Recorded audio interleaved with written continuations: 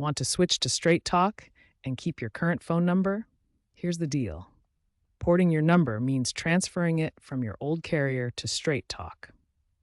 First, make sure your account with your current provider is active and in good standing. No outstanding bills. You'll also need your account number, PIN, and the last four digits of your SSN. Sign up for a Straight Talk plan. They have options starting around $55 a month for unlimited data on major networks. The whole porting process is usually free, but can take 1 to 2 days domestically or up to 10 days for international transfers. It's governed by FCC guidelines. Don't cancel your old service until the port is complete to avoid losing your number. For smooth porting, use Straight Talk's online portal or app. Recent trend, eSIM for faster switching. Check if your phone supports it. Straight Talk's AI chatbot helps with many porting inquiries. Your current carrier might call to confirm the transfer. Watch for it.